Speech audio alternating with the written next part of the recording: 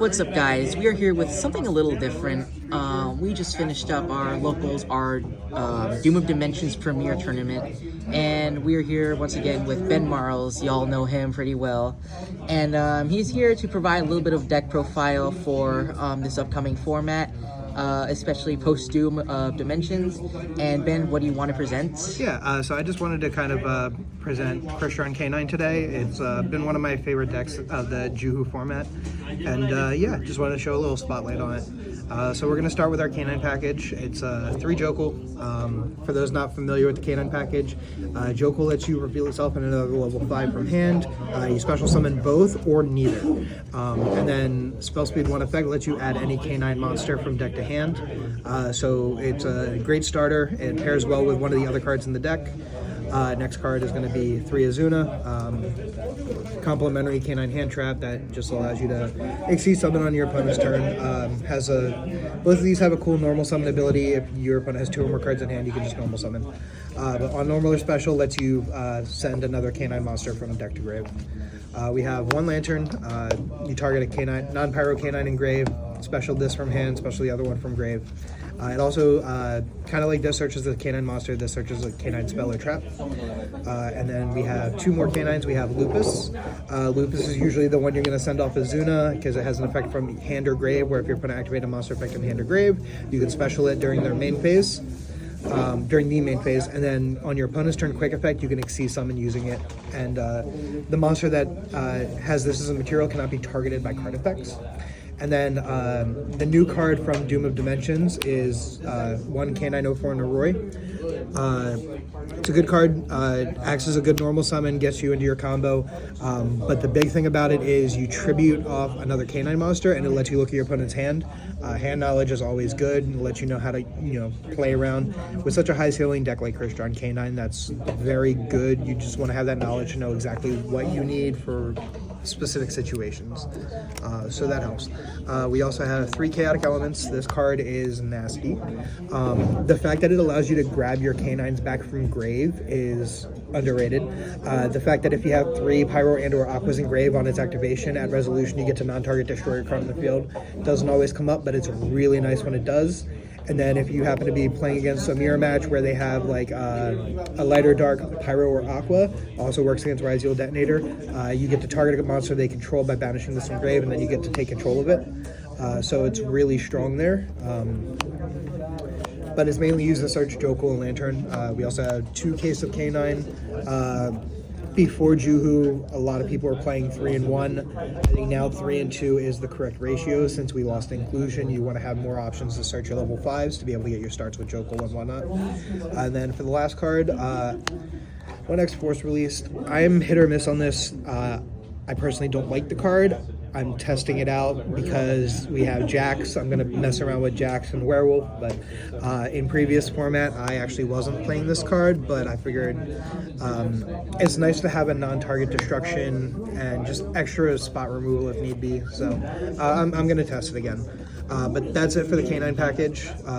Crystron package, I'm also on something a little controversial. I'm on 3 Sylphefnir. A lot of people are playing 2. Again, it's just I want to have the level 5 bodies, and I want to be able to see at least 1 level 5 body with the Jokel, so I'm maxing out on as many different level 5 bodies as I can. It's not always the worst in hand. I know people don't like extra drawing it, but I have a tendency, I could be playing one of these and still open it in hand, so I just rather have the extra in deck for my own personal security, safety net. We have 3 Sulfador. I think this is standard. This is your best 2-card combo when you pair it with Jokel. This will play through like 3 to 4 interruptions and still end on full board. If not, it's going to play through your opponent's entire hand and then end on a half board, which is just phenomenal. But basically, on normal or special summon, it lets you double foolish Crystron names. So it just puts the Crystrons you want in grave, it puts them there. This deck likes to use its grave as a second hand, so that's always good utility. We have 1 Smiger, 1 Tristaros, and honorary Crystron is Scrap Recycler. We used to be able to consistently double Foolish with the Scrap Recycler. Sometimes you'll want to do it, sometimes you'll actually want to use the Clockwork Knight to just bring back the Tristaros, but there are games where this is still completely doable. You just have to remember that with one inclusion, this is a little more fragile. We also have the one Foolish Burial, just again, like Scrap Recycler, Salvador, you just want to have cards engraved. One inclusion, one cluster. You can't play 3 anymore, this card was way too cracked. Hopefully they bring it back to 2, I think 2 would be a fair balance, but we're running it at 1 for now. That's it for the Crystron package. Next we're on to our non-engine. We have 3 Fua, 3 Ash, 2 Valor, 3 Droplet, and 3 Imperm. If I decide to take out the X-Force release, it's probably going to be the 3rd Valor, but for now I feel like this is solid. Valor's probably the worst of the interruptions here. I'd much rather have any of the other interruptions to deal with. Alright, next we have the extra deck. We have 1 Ripper. I think 1 is all you need for this variant. There are times where the second one would be nice, but room in the extra deck is kind of tight, so we'll see what happens with some labbing. 1 River Stormer, you have to play this. This is how you start Scrap Recycler. You tribute this off of Clockwork Knight to get back the Scrap Recycler or the Tristaros, so that's really nice. 1 Durandal. I'm siding Droll, but also like Vanquishol's not dead. This kind of shuffles their hand after they fix it for attributes, but if you get in a situation where like you're going first and like your opponent will Charmies and you have a Droll, you can make this with Azuna and Lupus, and then after they draw, you go activate Durandal, chain Droll. It just rips their hand. They don't get to play. You already have the board established, so it's strong. 1 Vimana. It's a monster negate. It's also a machine that you can make post being locked by Solfador or Tristaros effect. So it can come up from time to time. Being a light does hurt the fact that you can't make it on Jokel or Lantern effects, but it is what it is. 1 Hound. I'm testing this as well. I think Pure Mitsurugi is still going to be strong. So we're just we're going to test this. If it doesn't work, it's going to be replaced by something else, but you know, why not? We have Nash Knight and C101. I'm not playing the C104 package. I'm also not playing the Chaos Nash Knight. I think these are fine. I usually just do these, and then if I'm able to, make a Zeus. We have 1 Nova Infinity. These are mandatory in Crystron. You just make 2 level 5s on board, super easy. You're locked into machines. This is the perfect machine. We have the 1 Werewolf and 1 Zeus. We have 1 Dog Dragster, 1 Ellie Skelly. There's talk that, you know, before the hit to inclusion you would play more. I think now the 1 and 1 is fine. The 1 Clockwork Knight and 1 Little Knight. Pretty standard. I am considering playing a Scylla Hat Rabbit because sideboard you can play a Pappas the Swamp Deity. It helps deal with the board breakers that we're seeing more of this format, like Dark Ruler, Evenly Matched, things of that nature. So I will be labbing this deck a little more. But I feel it's pretty solid for where it is. We'll go to sideboard now. Sideboard we have 3 Retaliating Sea. This is mainly for Draco Tail. It could also, you know, hurt the Yummy matchup a little bit if you chain this on Obedient School or you chain it on like Hornet Drones. You can even theoretically chain it to Yummy Surprise since it does special summon from grave. So the fact that it banishes the Yummies also is kind of nice, but it's more for banishing the Draco Tail so that they don't get those back. You don't want them to have their recursion.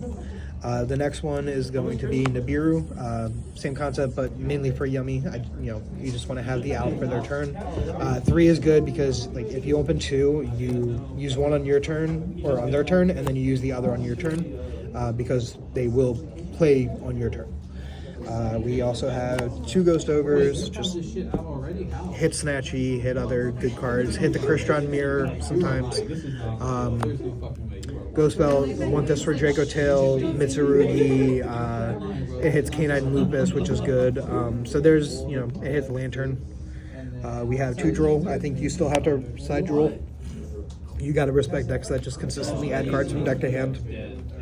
People are still on Automat Raziel, people are still on Mitsurugi. Luna Light, it's good against them.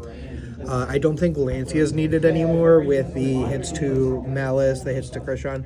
If Orcus becomes a good deck again, which, you know, it's always a solid deck, but if it becomes like a top tier deck, I could see people maybe using it for them, but I don't think it's like the best card against them. Last 3 cards in the side are just a going first card, Clockwork Knight. This just kills Yummy if you can get it to stick, and they don't have an out to it. They can't make Snatchy, so you basically just get to win off of that. 1 Lightning Storm and 1 Harpy's Feather Duster for going second. All right. So, yeah, so you played this deck in our local tournament today.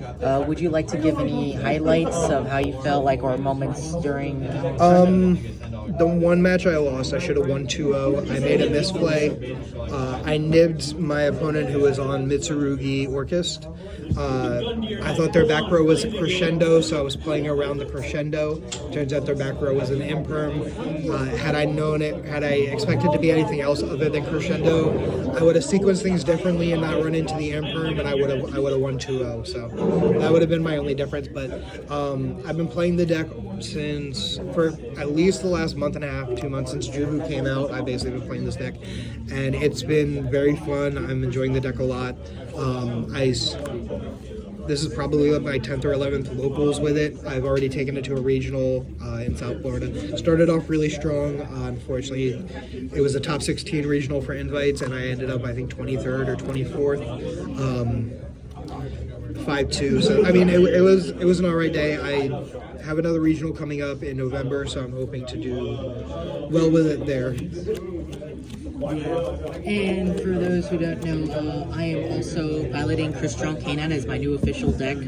Crystron Gang Gang. Yeah, Crystron Gang Gang. And yeah, I will be taking this deck to YCS Anaheim. Hope to see you all there. And yeah, I will probably be altering my deck a bit to this list that he just presented, but yeah, Ben just wanted to present this deck to give an overall general idea for all those K9 players out there. Or even just Crystron fans. Yeah, or just Crystron. Just wanted to see something new. Yeah, but yeah, so this is pretty much, this is my first deck profile for post Doom of Dimensions format, so yeah, for all of my viewers, please be sure to like and subscribe, and we will see you all next time. Peace out.